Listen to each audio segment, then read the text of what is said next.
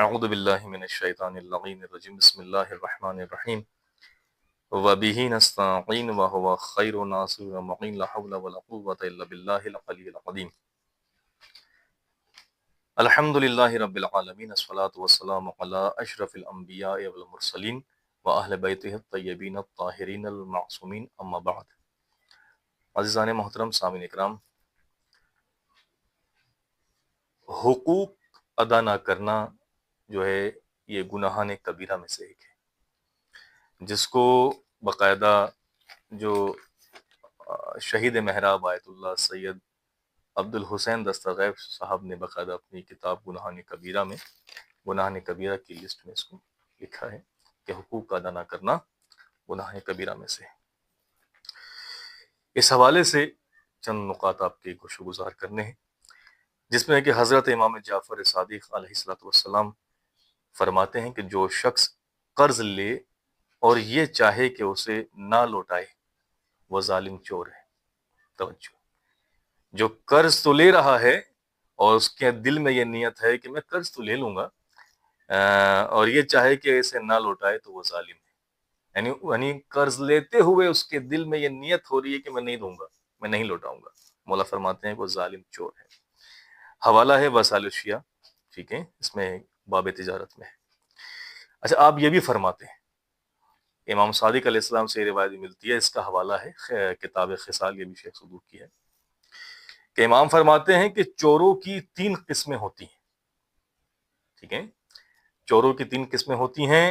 ایک وہ جو پہلا چور ایک وہ جو اپنے مال کی زکوٰۃ نہیں دیتا، اس کے مال اس معیار، اس مقدار تک پہنچ گیا ہے کہ اس کی زکوٰۃ دی جائے، لیکن ایک شخص ہے جس کے پاس مال اس مقدار تک موجود ہے لیکن اپنے مال کی جو زکوٰۃ نہیں دیتا، پہلا چور وہ ہے مولا کے قول کے مطابق۔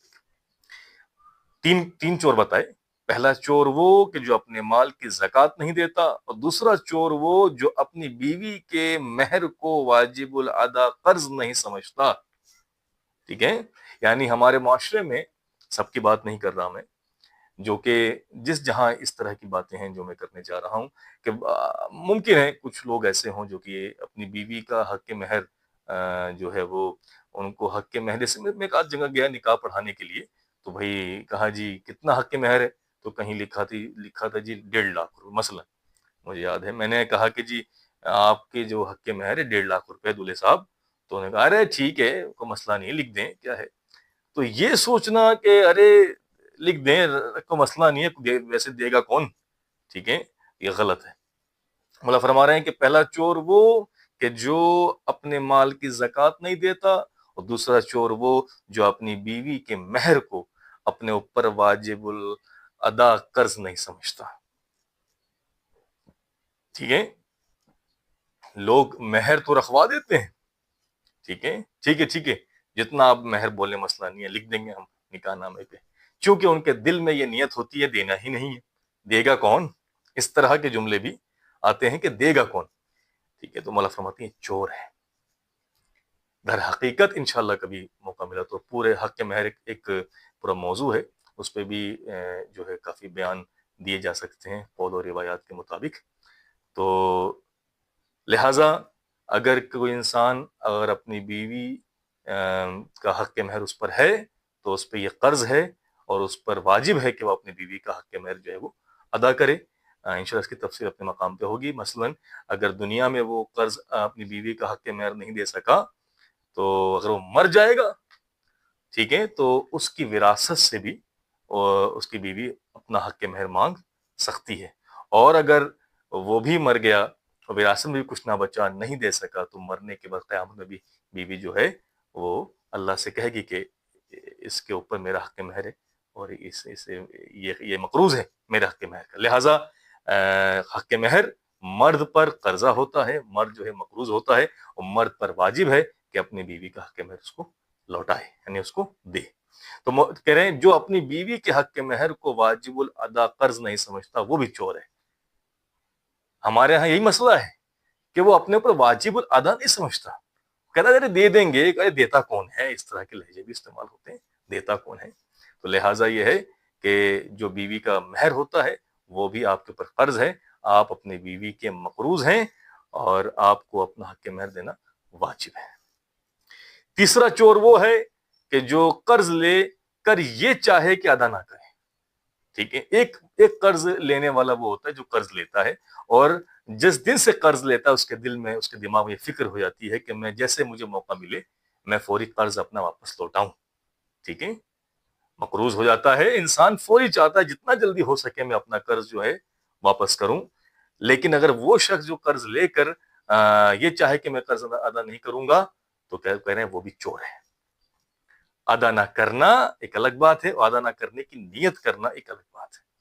ٹھیک ہے، تو مولا فرماتے ہیں 3 چور ہیں۔ پہلا وہ جس کا مال زکوٰۃ کے مقدار تک پہنچ گیا ہے، وہ زکوٰۃ نہیں دیتا، وہ چور ہے۔ دوسرا وہ کہ جس کے اوپر بیوی کا حق مہر ہے اور یہ کہتا ہے کہ دے گا کون، ٹھیک ہے، دینے کی نیت نہیں کرتا، ارادہ نہیں رکھتا، وہ چور ہے۔ اور تیسرا وہ چور ہے کہ جو قرض لے کر واپس لوٹانے کی نیت نہیں کرتا، ارادہ نہیں رکھتا، وہ بھی چور ہے۔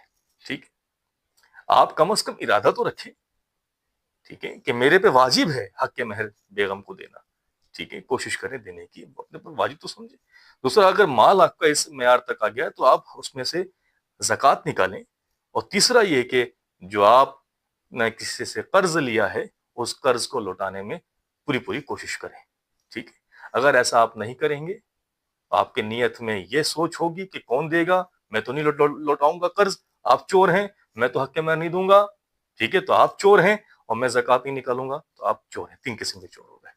پھر آپ یہ بھی فرماتے ہیں، بس انشاءاللہ مختصر کر رہا ہوں، آپ یہ بھی فرماتے ہیں کہ جس وقت مقروض اپنا قرض چکانے کا ارادہ کرتا ہے تو خداوند عالم 2 فرشتے اس کی مدد کے لیے مقرر کرتا ہے۔ آپ قدم آگے تو بڑھائیے نیکی میں، جی، اللہ خداوند عالم 2 فرشتے اس کی مدد کے لیے مقرر کرتا ہے تاکہ اس کا قرض ادا ہو سکے، اور جتنا اس کا ارادہ کمزور اور سست ہوتا ہے خداوند عالم خدا کی اتنی ہی مدد اور حمایت سے محروم ہوتا جاتا ہے۔ یعنی اگر جتنا اس کا ارادہ مضبوط ہوگا کہ میں اپنا قرض لوٹا دوں، اتنا اللہ کی جانب سے امداد آتی ہے، اللہ اس کی مدد فرماتا ہے، 2 فرشتے منتخب کرتا ہے اس کی مدد کرو۔ اور جتنا اس کا ارادہ ہوگا ارے کون دے گا، ارے دے دیں گے، ارے کر دیں گے، کون دیتا ہے، اتنا ہی اللہ کی حمایت اس سے دور ہوتی چلی جائے گی۔ لہٰذا جتنے بھی مقروض ہیں اللہ تعالیٰ انہیں اپنا قرض ادا کرنے کی توفیق عنایت فرمائیں، اور انشاءاللہ اگلے درس میں بھی قرض دینے کی بھی انشاءاللہ بہت فضیلتیں ہیں، وہ بھی انشاءاللہ بیان ہوں گی، ٹھیک ہے نا۔ جہاں جہاں مومنین ہیں مولا صاحب کی حفاظت فرمائیں، توفیقات میں اضافہ فرمائیں، اور کسی کو مقروض نہ بنائیں۔ اگر کوئی مقروض ہو گیا ہے تو اسے اپنا قرض ادا کرنے کی توفیق عنایت فرمائیں۔ والسلام علیکم ورحمۃ اللہ۔